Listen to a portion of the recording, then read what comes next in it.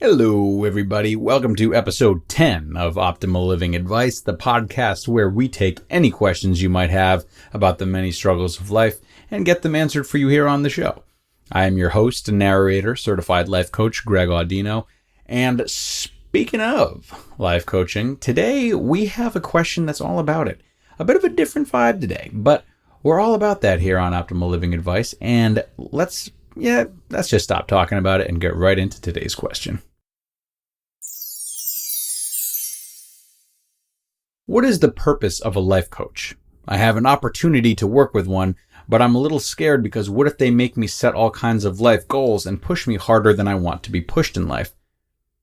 So, like I said, this is a really great and refreshing question. A lot of the questions we've been receiving pertain to specific life struggles and scenarios, but being that life coaching is a rising source of professional help that's still very misunderstood, I think this is a really good opportunity to shine some light on it, and perhaps after hearing this episode, some of you guys might feel as though a life coach would be a good fit for you.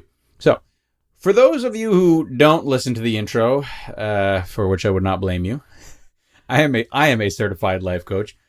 Life coaches are usually compared to therapists, and while they're in the same arena, there are some very distinct differences. So you're likely more familiar with the responsibilities of therapists, and though there are different types of therapists, they're generally there to help people heal from past trauma, overcome a difficult emotional hurdle, understand certain feelings, or even navigate through diagnosable mental illnesses. A life coach's job typically does not take such a deep psychological dive. There are plenty of types of coaches, and different coaches offer different methodology, but a life coach will usually help people to get a very clear vision of what their goals are and then create habits and steps they can take to reach those goals. Though I can't speak from a therapist standpoint, every life coaching client is very different depending on what those goals are as well. For example, I have one client who has been seeing both a therapist and a psychiatrist for 20 years, and with their approval, he started working with me as well. His goals revolve a lot around overcoming emotional hurdles, obviously. And while his therapist helps him to understand these hurdles, I help him create steps he can take in daily life to formulate new emotions. Of course, there might be some crossover, but his therapist helps him understand why he feels the way that he does, and my approach is more directed to help him change it. In this scenario, it's crucial for him to have a therapist as well because I'm not as qualified to help him understand the sources of his pain as a therapist is. So for a client like this, say the goal is to overcome anxiety, right? A therapist might help him get to the bottom of where the anxiety started, why it started, and how it can be better understood. Understanding an emotional problem like this is an essential first step to take prior to trying to solve it, okay? And as a life coach, if someone with anxiety comes to me, I might help them identify situations where they do not feel anxious and proceed to help them find ways to integrate those situations more into their daily lives. I might help them identify calming tools they can use in situations when they do feel anxious. I might help them find daily practices they can indulge in that will help them combat anxious feelings over time. All of these strategies will be more beneficial if a therapist helps them identify the source of their anxiety beforehand, though. Now, this scenario is unique, but it illustrates how coaching can benefit people with all types of goals. Because most of my clients are not experiencing nearly the same type of trauma as the man that I mentioned, and thus my work with them is different.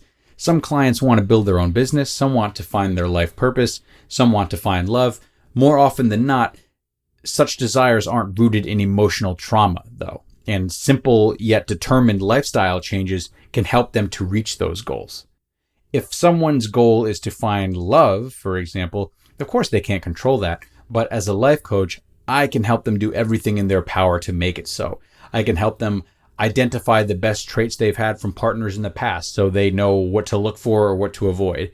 I can help them reveal their relationship habits to make sure they're giving the same type of love they expect to get. I can hold them accountable to staying active on dating apps or other social situations where they could be around like-minded people. So life coaches help people identify what changes would be best and how those changes can be deployed, sustained, and enjoyed so that the clients can reach their goals faster and live their lives the way that they want to. And the way that they want to is the key point to pay attention to, asker of this question, because a good life coach will not intentionally sway you from your needs and desires. A good life coach will work with you and your goals, not encourage you to make new ones that you're not enthusiastic about. Now, though this podcast is an advice column, life coaching is not about giving advice at all, but rather helping clients cultivate answers within themselves. So a life coach that enforces their own ideals about what they feel you should want or how to get it is not doing their job properly. And the sad truth is that these people are absolutely everywhere. Life coaching and other facets of the self-help industry are very loosely defined and therefore very easy to be done incorrectly, leading clients to be taken advantage of or poorly guided. If you are seeking a life coach or have an opportunity to work with one right now, definitely ask them about their credentials and use your logic rather than your emotions to feel them out and determine whether or not working with them is in your best interest.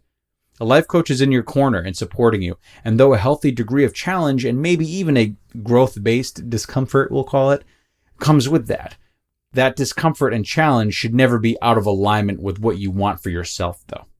And also, don't forget that a life coach is not a life sentence. If you're curious about following up with this opportunity you have right now, there's nothing requiring you to stay with it forever.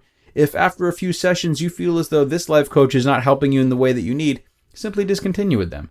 You'll only get a better idea of what you want going forward, and you don't owe any life coach or anybody else more time than you're interested in having. This is your life, and you're in charge of who you supplement it with. No need to be scared. You're in the driver's seat. All right? Anyone else would be lucky to join you on your journey. So decide who's worthy of such a privilege, and whoever doesn't respect that decision, well, you have this life coach's permission to give him a nice hefty slap across the face. How's that? And that does it, friends. I really hope you all have not only a clearer view on the function of a life coach, but also whether or not one would be useful for you at this point in time. So, thank you so much for sending this question in. You can, of course, send your own questions in by emailing them to advice@oldpodcast.com. That is advice@oldpodcast.com. As you might know by now, the questions are diverse, so don't feel as though yours won't fit. Unless it's just, blatantly inappropriate, in which case, really nothing bad would happen. We wouldn't air the episode about it, but we'd probably have a laugh when reading it in the inbox. So, yeah, do with that what you will. That does it for me, though, guys. Hope to see you in the next one. Thanks so much for stopping in. Take care.